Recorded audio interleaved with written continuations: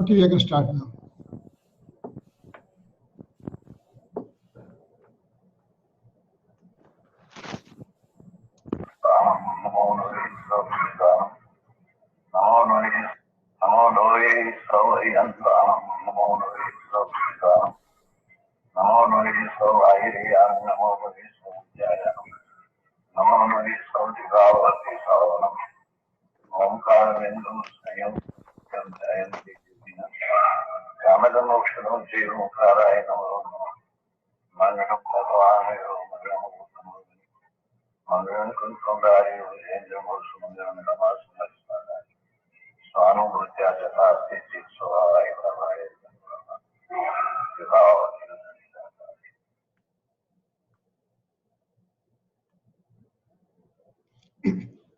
Om Namo Loe Sarvatrika Varti Hriyantanam.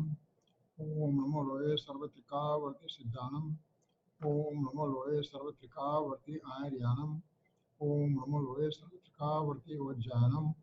Om Namo Loe Sarvatrika Varti Savanam. Om Bindu Tam Nityan Dhayanti Yoginam Kamadam Moksadam Chaiva Omkaraya Namo Namah. Namo Samaysaraya Swanubhutya Chakasate Chitsubhavaya Bhavaya Bhavantarachide Agnanatimirandhanam Gnana Anjana Salakaya Chaksurunmilitam Yena Tasmai Shri Guruve Namah. Tirthankaro Jagatana Jayavanta Varto Omkaranada Jinano Jayavanta Varto Jinana Samo Sarana So Jayavanta Varto Netirthachara Jagama Jayavanta Varto Namo Tirthanayakane Namo Omkaranadane Omkara Sangayote Namo Te Sri Kunda Kundane Aho Upakara Jinavarano Kundano Dvani Divyano Jina Kunda Dvani Apya Aho Te Guru Kanano Aho Te Bhagavati Matano Dhruva Achalane Anupamadati Ame Vesitani Vandi Kaho Sutta Kevali Bhasata Asamaya Prabhata Hari Om Eka Suddha Sada Arupi Jnana Darshanamay Kare Kai Anyate Maru आवाज के मोटा करवाना Matra Nati Hare Jamanetra Tema Jnana Nati Jane Jakarmodaya Nirjara Bandha Majamochane Om Namah Siddhaya Om Namah Siddhaya Om Shri Siddharthaya Namaha. Jai Jinendra. Today is February 8, 2017, Wednesday evening, and we are continuing our discussion in Samaysar. And we are on the Samaysar stanza 11. We have gone in a great detail about the four divisions of the conventional point of view from Samaysar aspect, from stanza 11 aspect. So without any further delay, we can just go back to the slides and start looking at it, what we are talking about.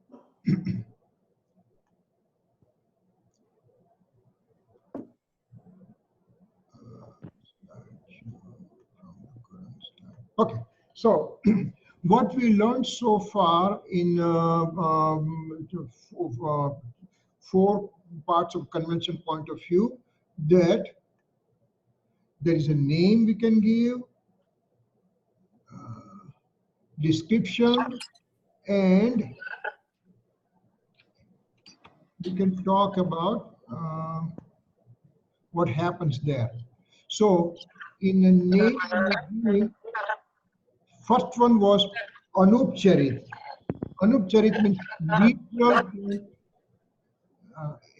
One second, let me mute somebody. Okay. So Anupcharit means, wait, what happened? Okay. All right. Anupcharit means literal point of view, non-fictitious point of view, real point of view. What happens in that one? Having inherent, inseparable, identical relationship to show the two elements is known as literal point of view. For example, of course it will come over here, the next bullet over here. Okay. Knowledge and soul having inherent, indivisible, identical relationship. Knowledge is an attribute and soul substance is a soul substance. They both are having inherent relationship. One cannot exist without other. If there is knowledge, then there is soul. There is soul, there is knowledge. So inherent, identical relationship. So knowledge cannot be separated from the soul. And so that is called anupcharit, means literal point of view. Then next one was going sadbut. Sadbut means I'm going to go back previous slide, for example. Anupcharit sadbut vyavarne we are talking about the conventional point of view with literal point of view expressing difference between pure virtue and virtuous one. So in that one, in that nai, in that particular nai, all four things, what we are defining anupcharit is what is that, sadbut is what, vyavar is what, and nai is what. So we are describing those four things. So first when you are saying anupcharit means literal point of view, means having inherent, inseparable relationship. What happens? Knowledge and the soul having inherent, indivisible, identical relationship, means tadatmya sambandh, means one cannot separate other. If you separate knowledge out of soul, then soul doesn't exist. If you take soul out of knowledge, then soul does not exist. So knowledge and soul are integral part of each other. So that's why we call that one anupcharit. Now we call it sadbut also. Sadbut means synthetic or pure or real point of view or true point of view. Why? Because in this one, it shows difference between virtue, means pure virtue, and virtuous one. Pure virtue is a knowledge attribute, and virtuous one is a soul substance. So it shows differentiating between the soul substance and knowledge attribute, means virtue and virtuous one. It makes division in one undivided thing. Undivided thing. Soul has an identical relationship. There is no separate knowledge attribute, and there is no perception attribute and conduct attribute, etc. The soul and all the knowledge and all the attributes, everything, they are intermingled with each other. They are inherent relationship.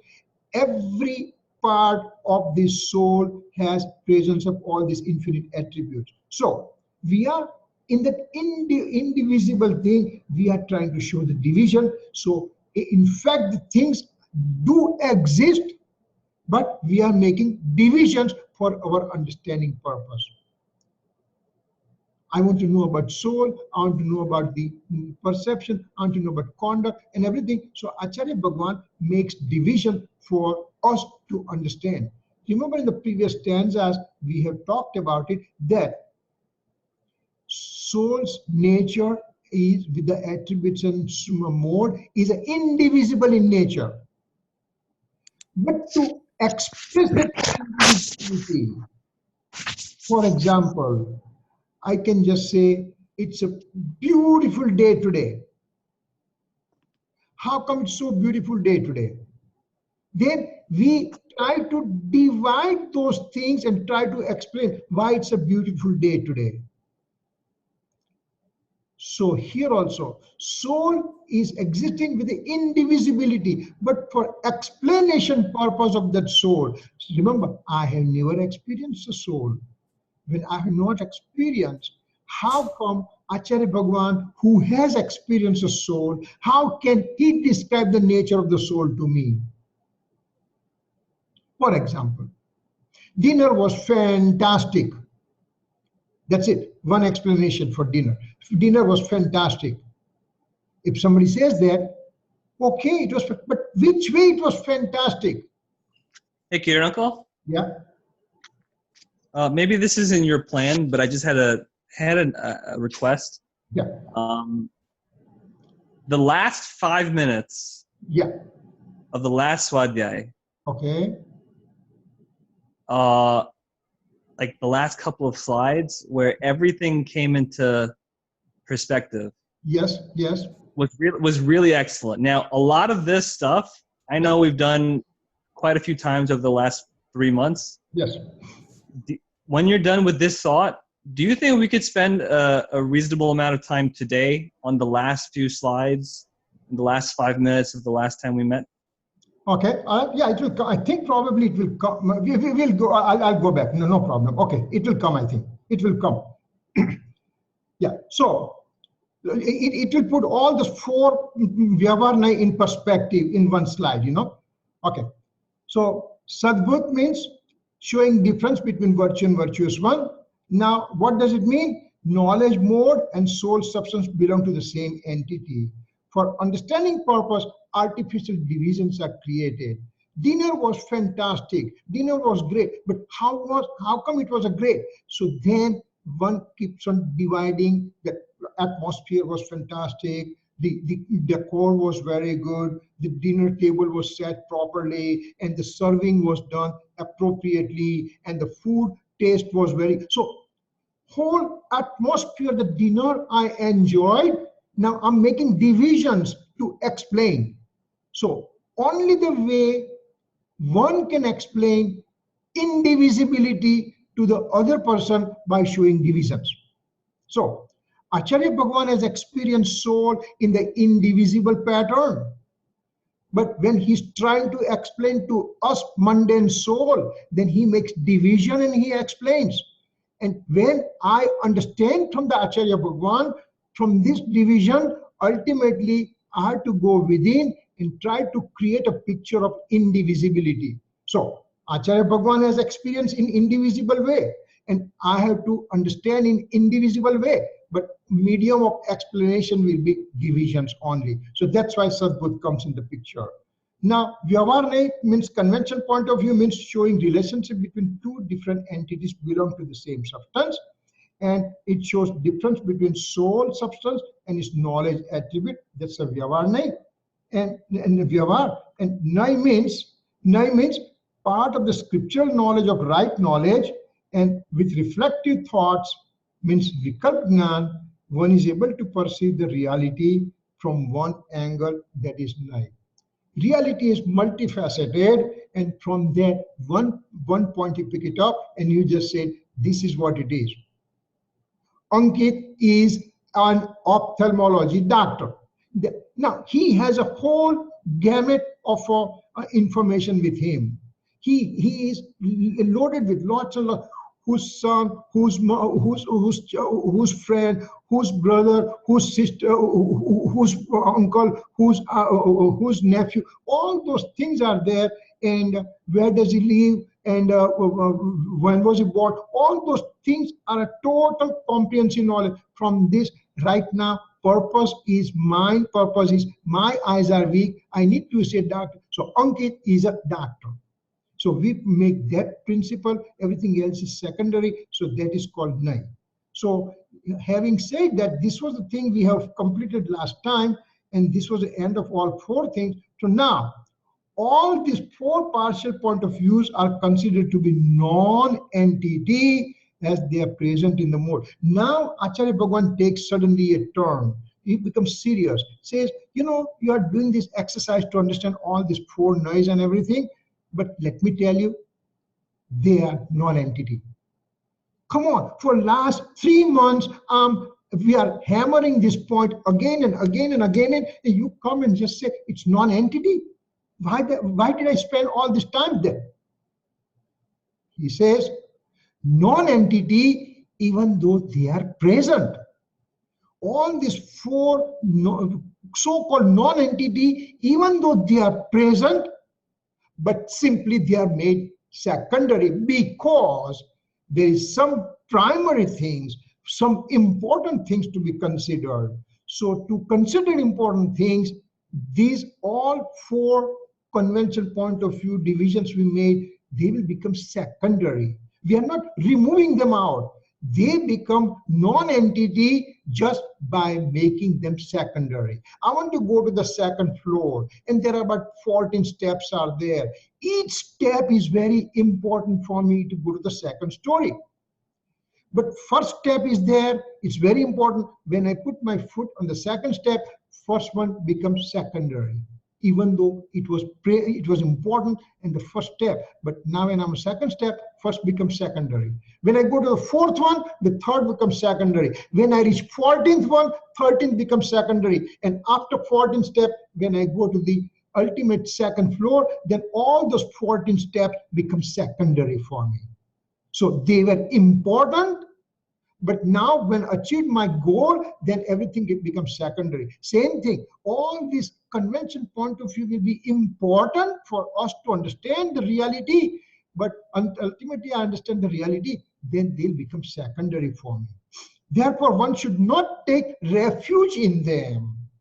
On the first step and second step and third step and fourth step, they are important on way to the progress to go to the second story. But I should not just say, oh, I'm on second step, that's it. Then I'm not going to progress. I'm not going to achieve my ultimate goal of going to the second story. So I should not take refuge in that. They are non-entity.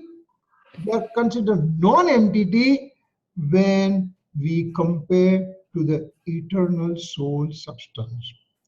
When I'm comparing eternal soul substance, then these four conventional point of view, they become secondary and thereby non-entity. Something, for example, this phone and me are two separate things. Phone does not belong in my space point of the soul. So it is totally absent within my soul's influence of our work. That is to be taken out as a non-entity because it's non-existent. Here, this four convention point of view do exist in the soul, but they are made secondary. Existence is there, and then they are made secondary and thereby non-entity. So that point we have to have proper understanding of that. Now, what Ankit was saying, let me try to see where is that slide, and I think this is what slide it is. Yes, now it's coming. Okay. So now revising all forms of convention point of view, that is Ankit's point, that can we put nutshell and just wrap it up, this what we are doing for last 2-3 months. The reason we did last 2 or 3 months, because Gurudev also kept on saying in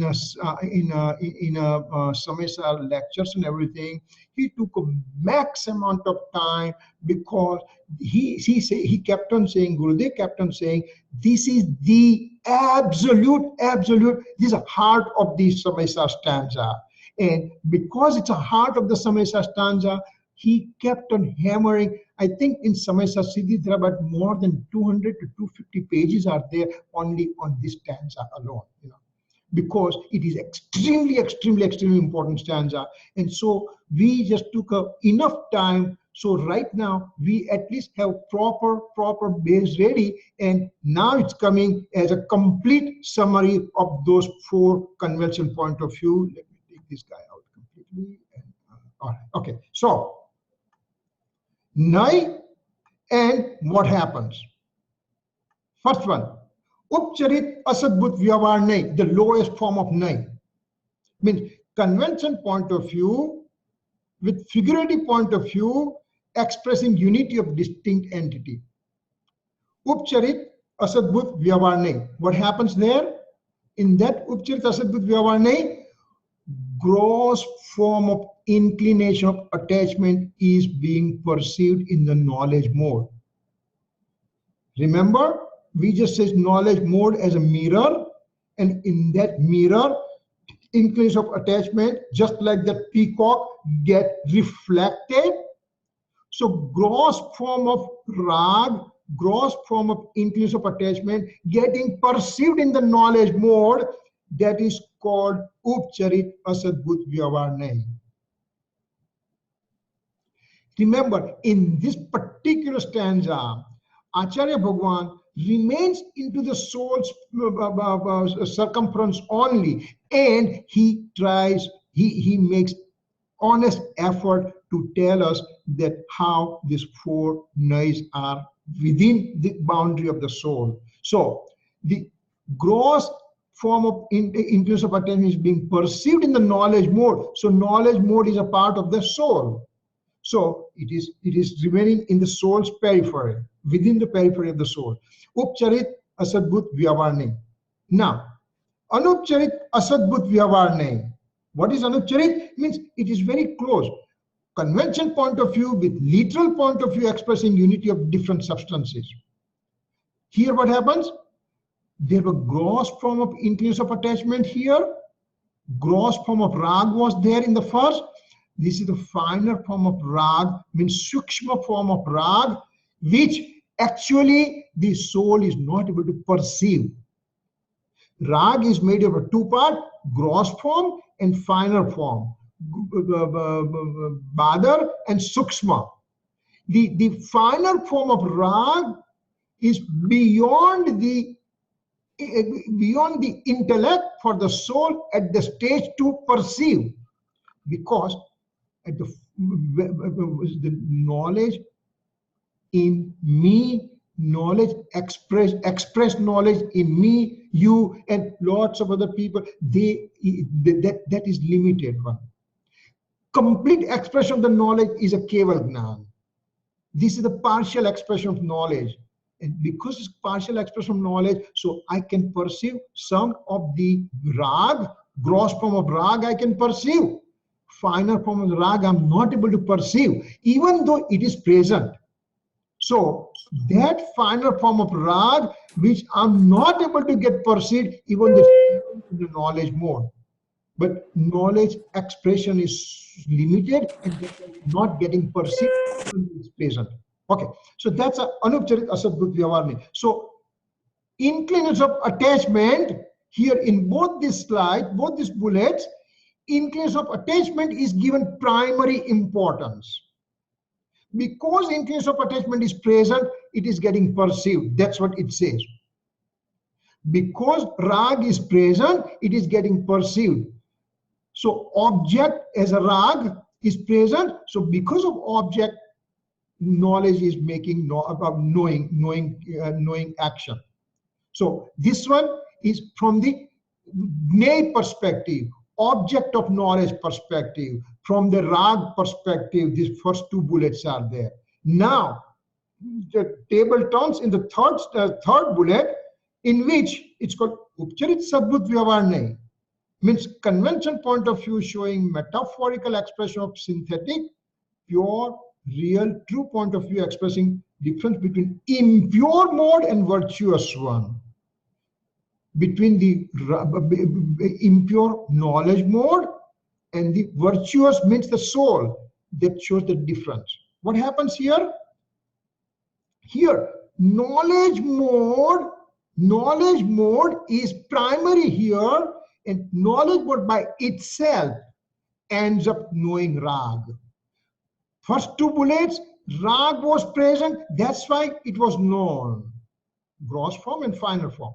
Rag was present. Here, knowledge mode is doing function of knowing. So knowledge mode is given importance and rag is made secondary as an instrumental cause.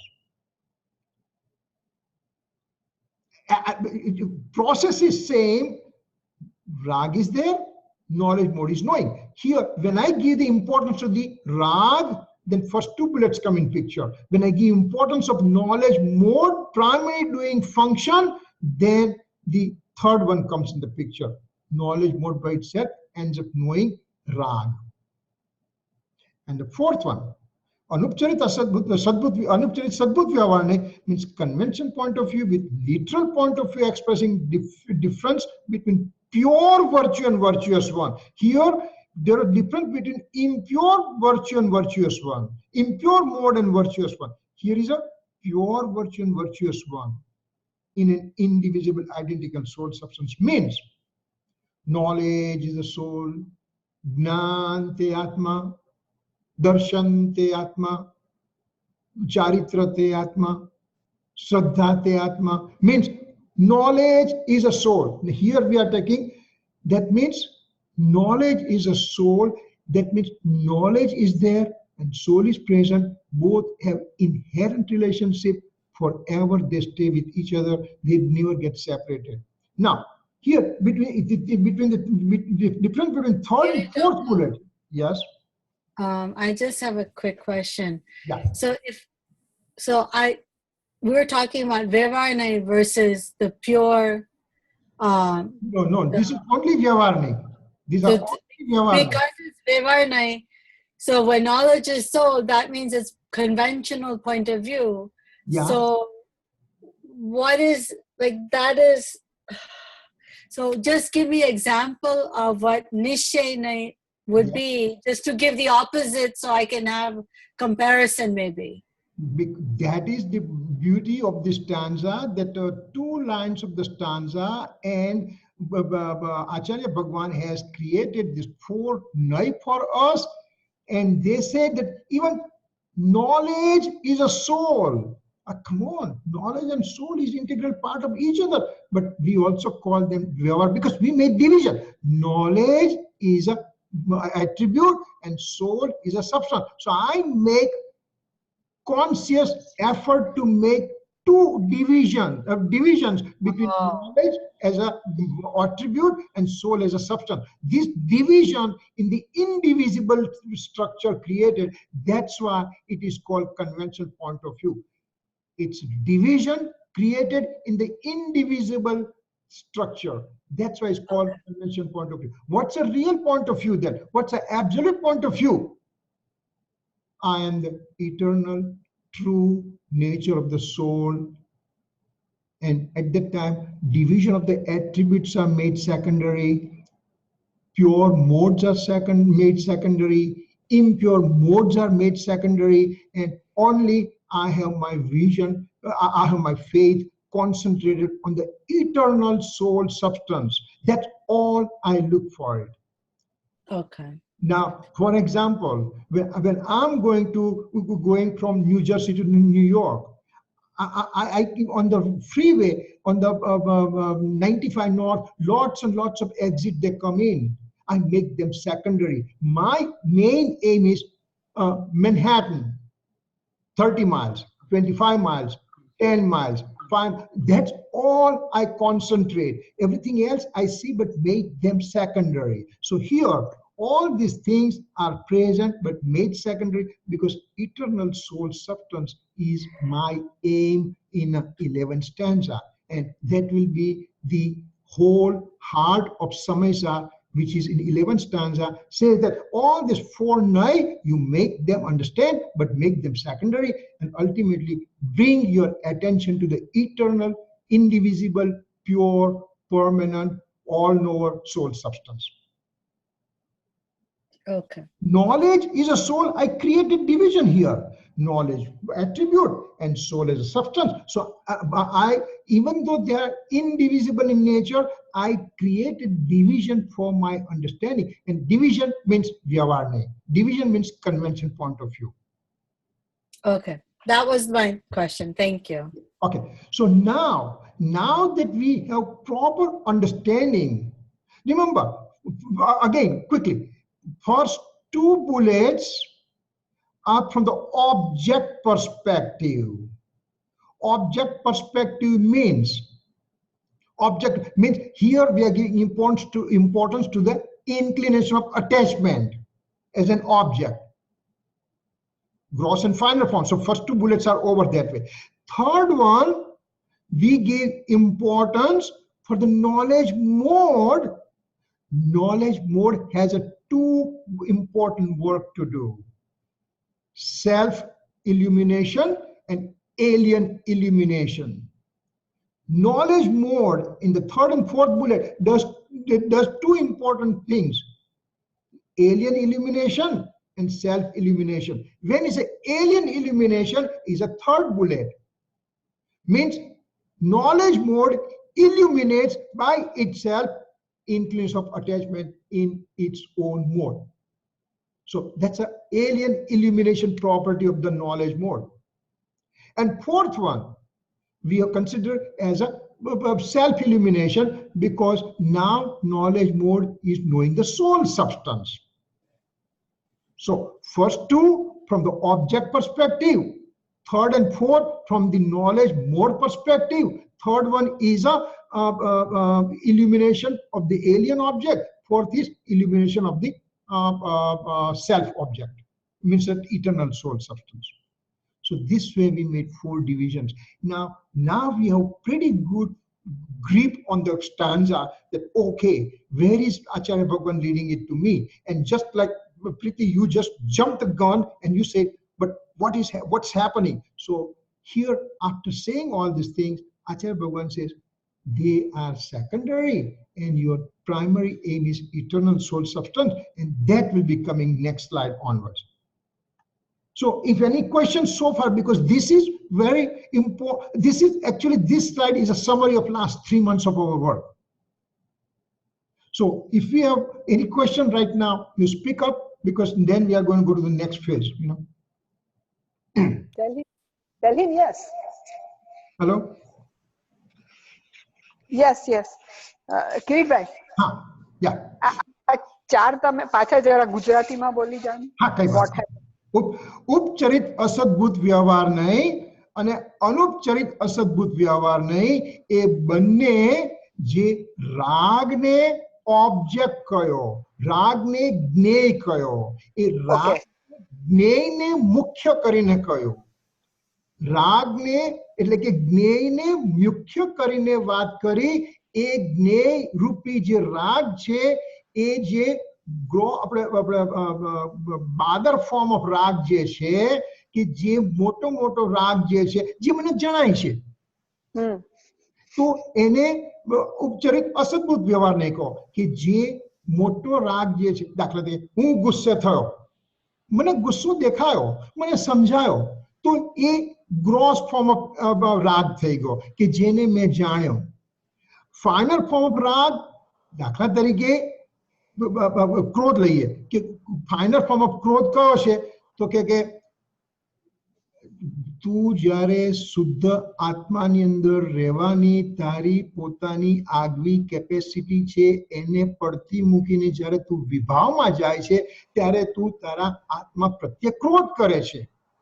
તો એ મને સમજ પડી અત્યાર સુધી? તો કે એને final form of રાગ કયો, સૂક્ષ્મ ફોર્મ ઓફ રાગ કયો, સૂક્ષ્મ ફોર્મ ઓફ રાગ આદિ કયા, એટલે કે ક્રોધ માન માયા લોભ કયા.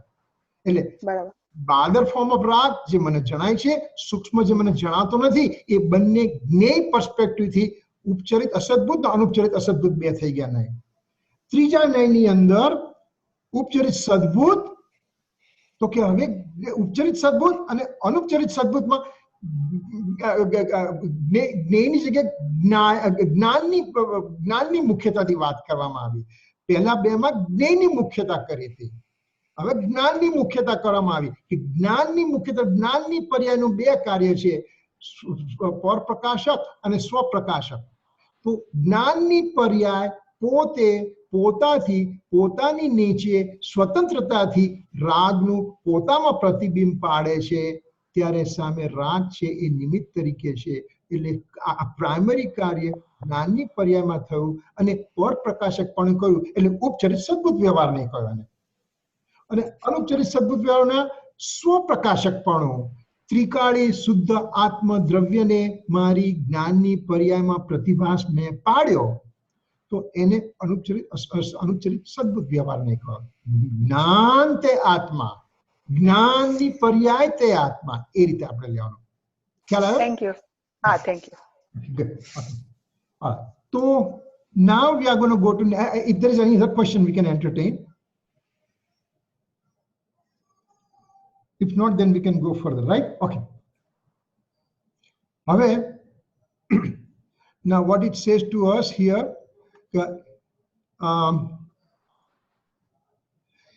in pure synthetic convention point of view, એટલે કે અસદભૂત વ્યવહાર નહીં. કોણ અસદભૂત વ્યવહાર છે?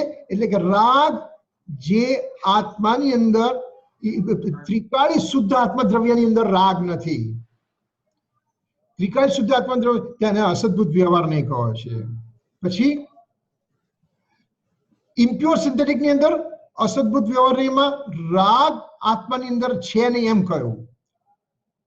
In pure synthetic convention point of view, sadbhut vyavahar nahi, as it conveys the division, means now we are in the soul We are not thinking about rag at all, and now we are in the soul's boundary, and we are trying to understand the indivisibility nature of the soul by creating artificial division. Okay, what we say that this soul has an infinite attribute, this soul has a knowledge attribute and perception attribute and conduct attribute and a eternal existence attribute and a bliss attribute. All those things, they are in the indivisible pattern. For example, if you take any one space point of the soul has a innumerable space point. आत्मा ने असंख्यात प्रदेशों से. Even you take one space point out, all the infinite attributes will be represented in that one space point of the soul. Infinite attributes are present in each and every space point of the soul. For example, let's say this room has a 15, 20, 30, 40, 50 lights. Different color lights are there. And I put all the lights on. Every structure, every light will be represented in each and every possible corner of this room. Red will be present in all the area of the room. Green will be present in all the area of the room. So is yellow, so is white, so is blue. So same way, all the attributes are spreaded through the soul in such a way that each and every space point will represent infinite attributes within. So they are there, but now I try to convey with divisions. And so there's a pure synthetic convention point of view. So both convey non-entity meanings. Now remember, we are in the soul, we are in the 11th stanza, we are taking Acharya Bhagwan's perspective of what he has in his heart, what he wanted to express to us. So what we are talking is pertaining to this stanza. Now, all these things, if we use some other places, it may have a different meaning also, but whatever perspective we are using, whatever stanza we are using, then appropriately we will make the divisions accordingly. That's what Acharya Bhagwan has taught us. So they both are non-entity. The presence of a rag into the soul is non-entity, and presence of division in the soul are considered as non-entity. Somebody will raise the question that, wait a second, 1 second, hold it.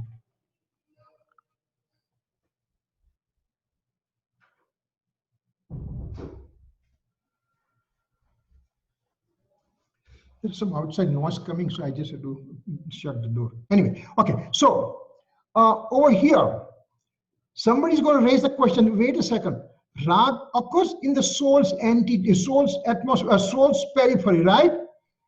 So yeah, rag occurs within soul. Then knowledge and infinite attributes are present in soul, right? Yeah. Then how can you say them as a non-entity? Why do you say them as a non-entity? Because here they both represent as non-entity, therefore convention point of view, because I am making primary virtue as eternal soul substance only. Pure, eternal soul substance without, and having attributes and modes and impure modes and pure modes, I make everything secondary, even though they are present.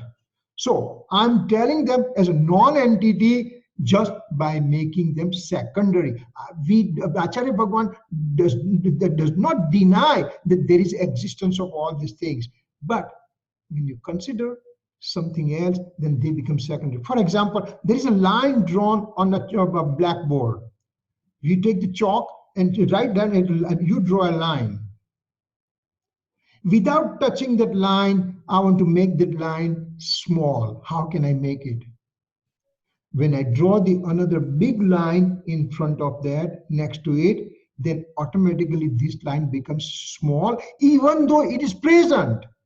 And I didn't touch it. So here, all this, all four convention point of view, they are present, but I made them secondary because I made importance as an eternal soul substance as a primary virtue.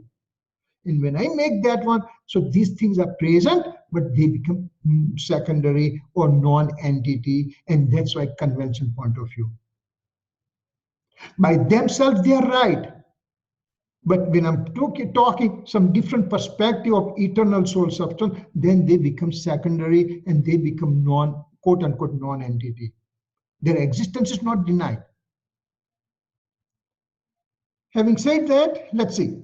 Eternal true nature of all knower soul substance is the real entity. Now Acharya Bhagwan comes back to the real question that he had started originally and says, you understood all this convention point of view? Make them secondary, make them non-entity, make them so secondary, because now the eternal true nature of all knower soul substance is real entity. Rest of those four Vyavarna become non-entity, even though they are present. Presence is not denied, but made them secondary, and that's why they were made non-entity. And so this is the real entity, is the eternal true nature of the all-knower soul substance. Trikali Suddha Gnayak Bhagwan Atma, that is a real entity. When one brings his attention to this, when one brings attention to this eternal real entity, then he end up obtaining enlightenment.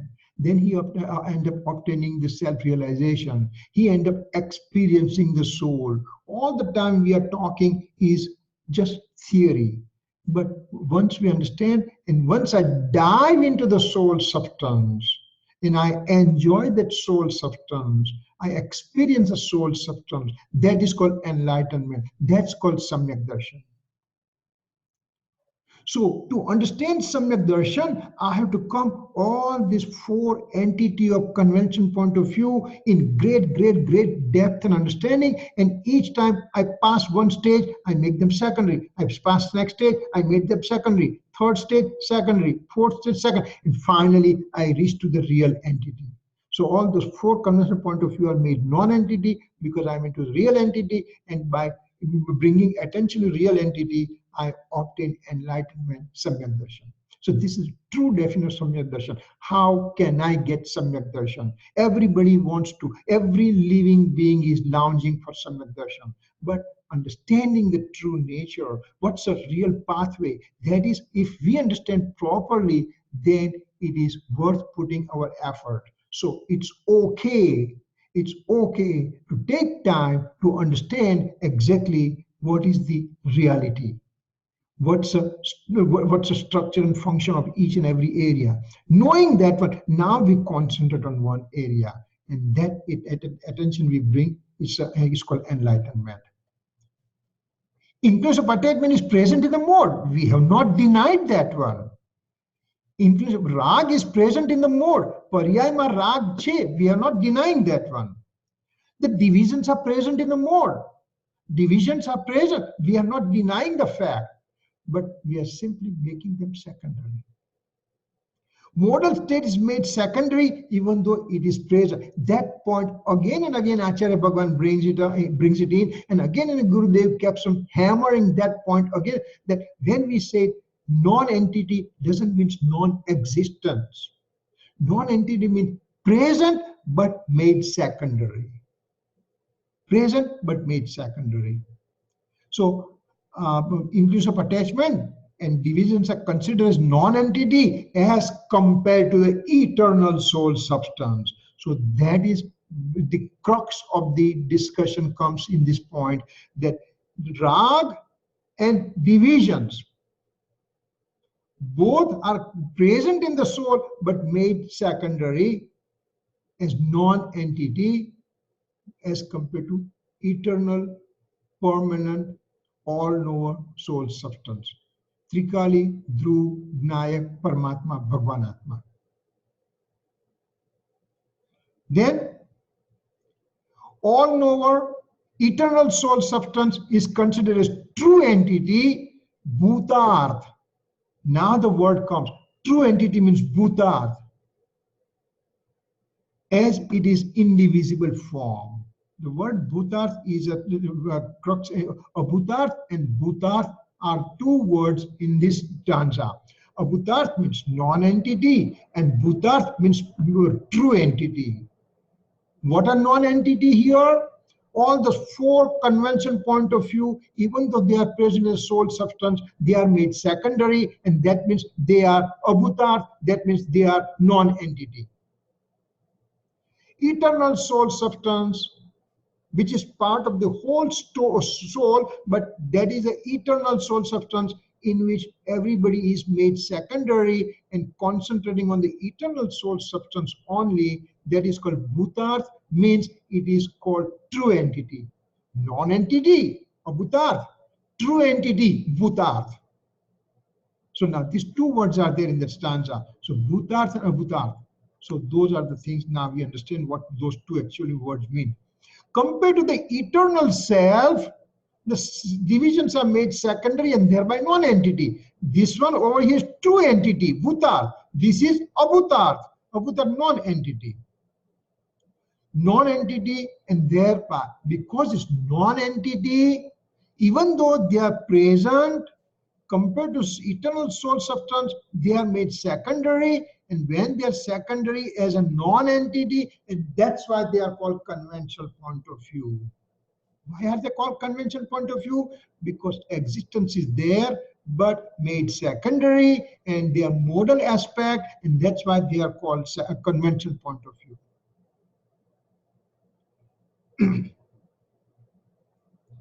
Influence of attachment is not present in the inherent nature of the soul, eternal, true, all-knower, soul substance. There is no existence of influence of attachment in that eternal soul substance. To believe I am the doer and it's mine is a wrong faith. Rag is not present in my eternal soul substance. And even though it is not present, I believe that rag is mine and I am the doer of the rag. Then it becomes wrong faith. So wrong faith is mithyatva. Mithyatva, this is the most minutest definition of mithyatva that Acharya Bhagavan is giving us. That convention point of view, I mean the rag, influence of attachment, even though it's transiently present in the mode, but when I compare it with the eternal soul substance, then modes are made secondary. That's why rag is made secondary. That's why rag is made non-entity. And if I say that I'm the doer of that rag and I'm the owner of that rag, it's a wrong faith. So mithyatva definition comes up to here. So that's an amazing way Acharya Bhagavan just really pulls us down towards him in his heart to say what exactly he had in his mind. Amrit Chandracharya gave the commentary to open those doors of Kunkun Bhagavan, that what he wanted to say. And Gurudev went in extreme detail. We are extremely fortunate. We have those things available today. So we know it. Since time infinite, we went in a transmigration. Since time infinite times, we went to listen to the discourses of our omniscient Lord. But I did not do my homework before going there. Because I did not do homework, I didn't understand what Acharya Bhagavan wants to say, or what Tirthankar Bhagavan wants to say. And I just came back. And Gautam Swami, one time, he comes with the ego there. He came to defeat Mahavir. And as soon as he enters, listens to discourses, he ends up getting Samyak Darshan right away and Manaparya Jnana and everything right away. So he was prepared. So he just understood everything within no time. I was not prepared. So I went to Samaysar and came back, and again went and came back. Here, Gurudev gave us opportunity to understand these facts. I have finite time to achieve infinite. And for the finite time that I have, in which first I have to put as much time as possible to understand the reality, the nature of the reality. Once understanding the nature of reality, now I know where to hit. I have a short time, I have a gun with me with only one bullet, and now I have to direct it to certain place. Where will I do it? So I have to study, and by the study, this what we are doing is study, and by that Swadhay and everything, now we understand where is the real point. Pragna chini chakithe tata banne juda padi jaye. Jivabandha banne niyat jivabandha banne niyat I mean, I always make a mess when I just pick the stanza from middle. And it says that Jeev and Bandh, soul and bondage.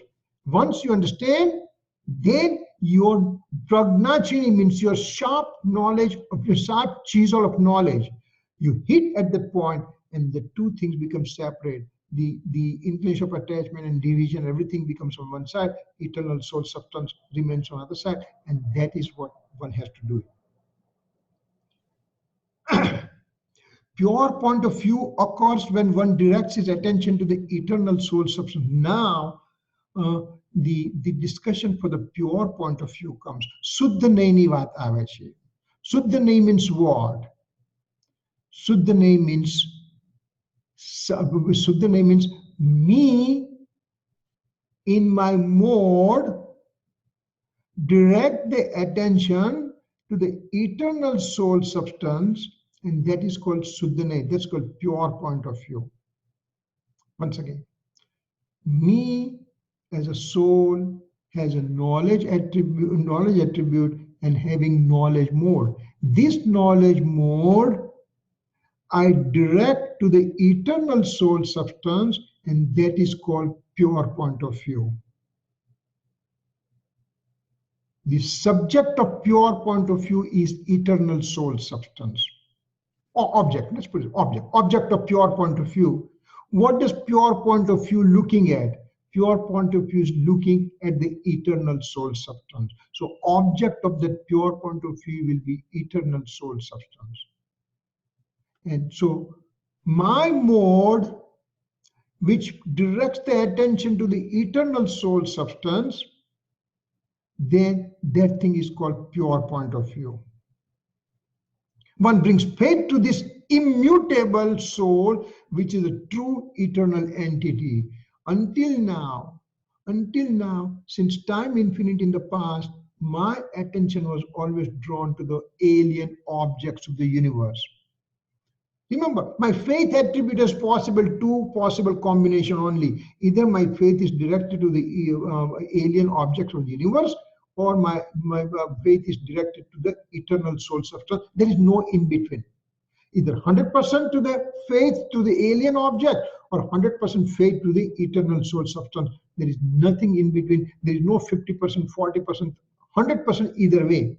So from time infinite in the past, my attention is drawn, my faith is drawn to the eternal alien objects of the universe, and that's why I keep on wandering in the transmigration forever and ever and ever and ever again. Now that I understand the reality, Acharya Bhagwan gave all this information to me, and now I understand. Now I say, this is my true nature. This is where I'm going to get the happiness. Why should I not go there? So now I bring my attention over here, and that is called the faith bringing to the eternal soul substance, and that is called pure point of view. One makes convention point of view secondary as it generates non-entity. While I'm trying to go for the eternal soul substance, in between there are so many conventional points of view are coming. So I understood that one. I studied them in great detail. I tried to understand that real nature, and then I make them secondary. And as I made them secondary, they became quote unquote non-entity.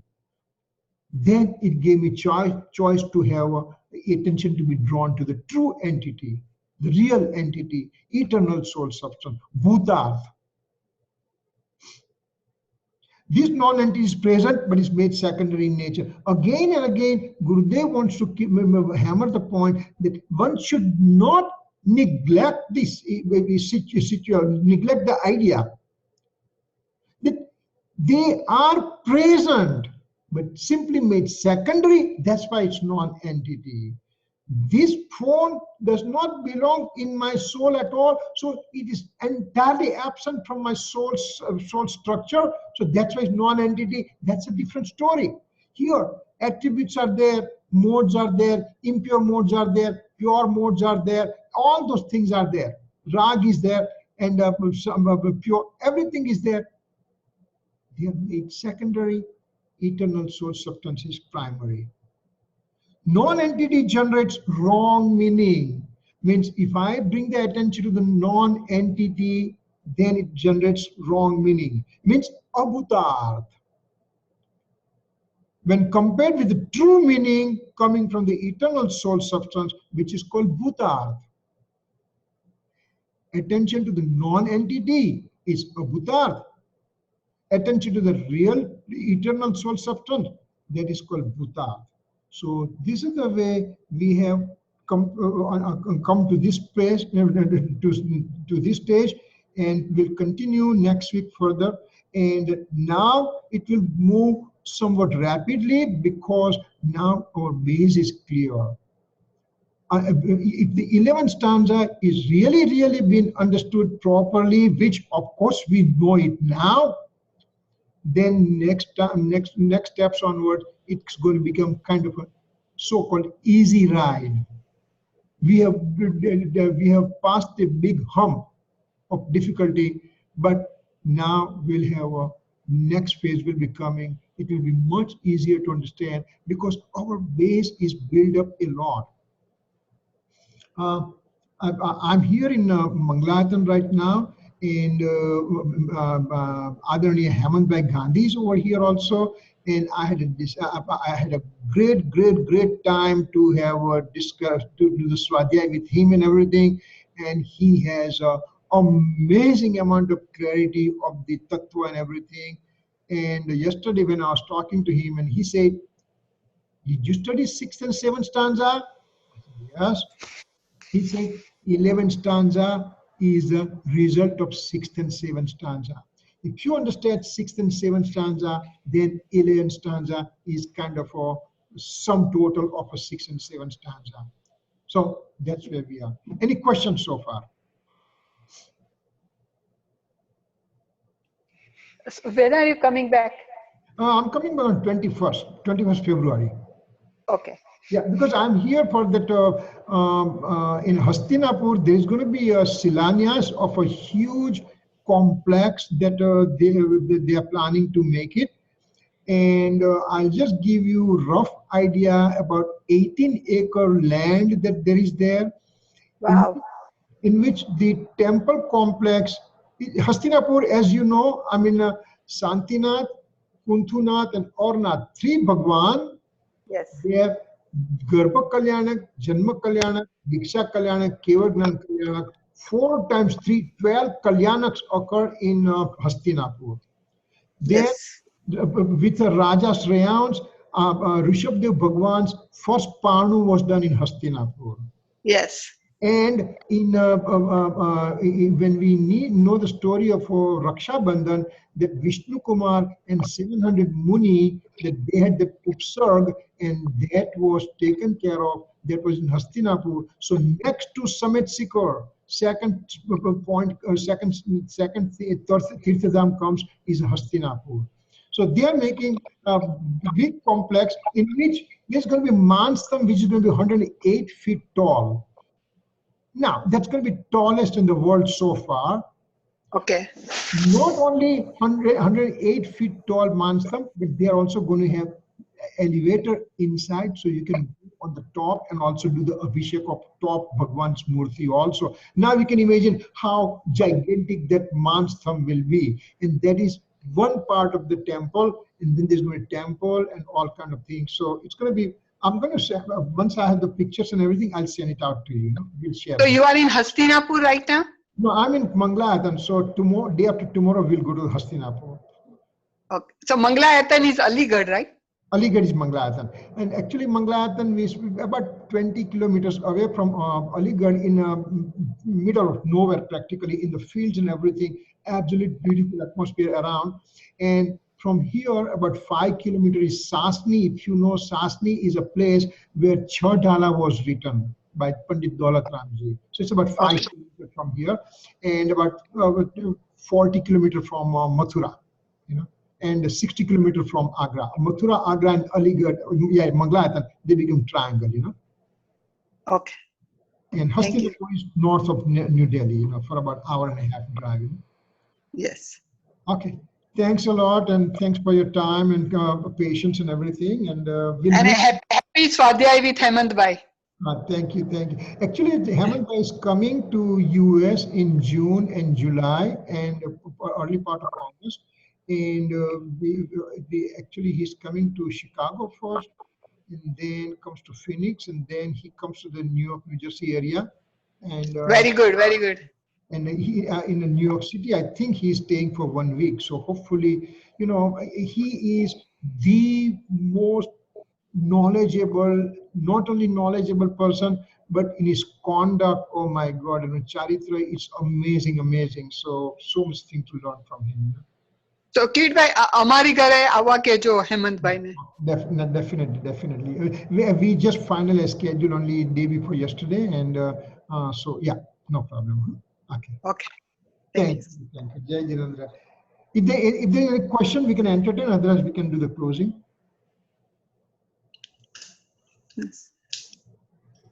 No? Okay. No. Javani ke gyan se suje lo kalo, sovani mataka namo sada det hodo. 9 times namo kaman. You're not muted.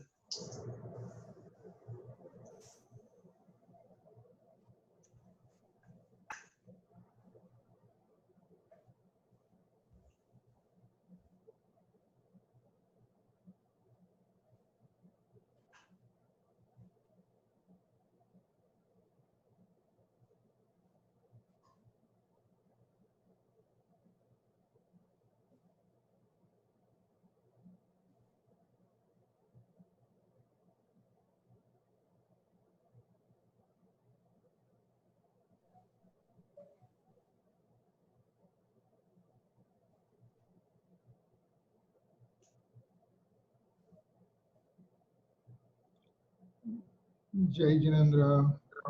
Vikram. Jai Jinesh, Michham Juknu. Thank you. Bye.